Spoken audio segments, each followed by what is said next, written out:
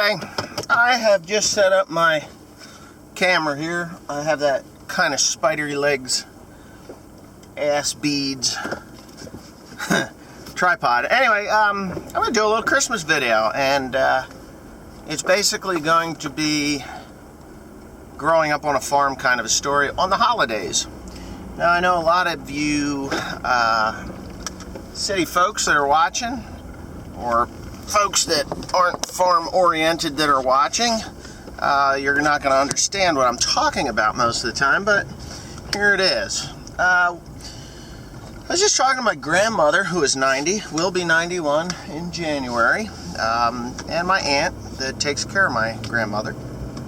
I was just talking about growing up in the city, growing up on the farm, and what we had to do to, before we got to open our gifts, or before we got to go on an Easter egg hunt, or before we got our birthday present, or before anything.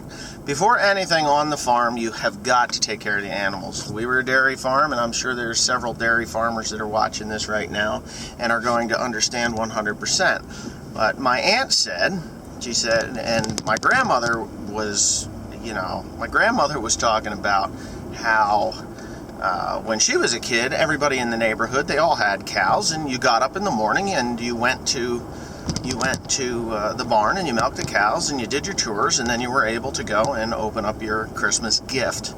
Not gifts, it wasn't multiples, it was one if you were lucky. I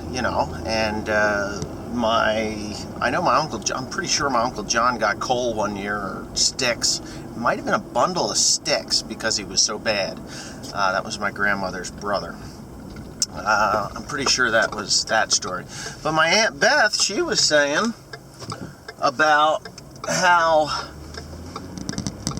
one Thanksgiving we were drying corn out at the grain dryer there, and it was Thanksgiving dinner, and they would run out to the dryer, and they would shovel corn real quick and then go back in and then eat real quick, and then the auger would kick on and they'd have to go shovel more corn, or kick the corn down in the wagon, and that's just the way it was. And a lot of people don't realize, and as I was saying, I absolutely hated it when I was a kid. I mean, I thought it sucked.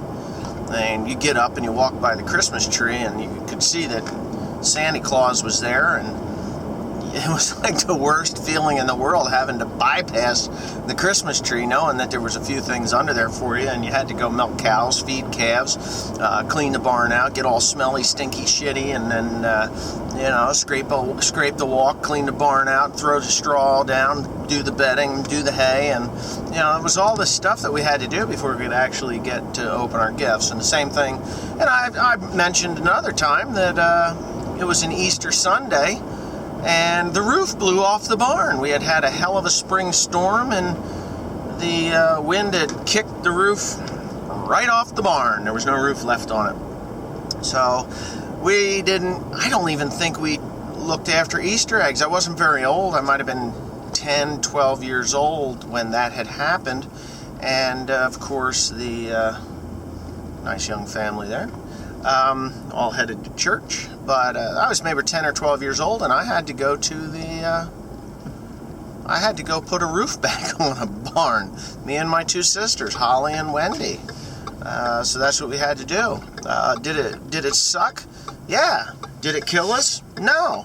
It made us who we are and what we are and how we grew up. It was not a bad way to grow up. And but my aunt was saying how some other farm children in this community, when she was growing up, and she's 60 years old.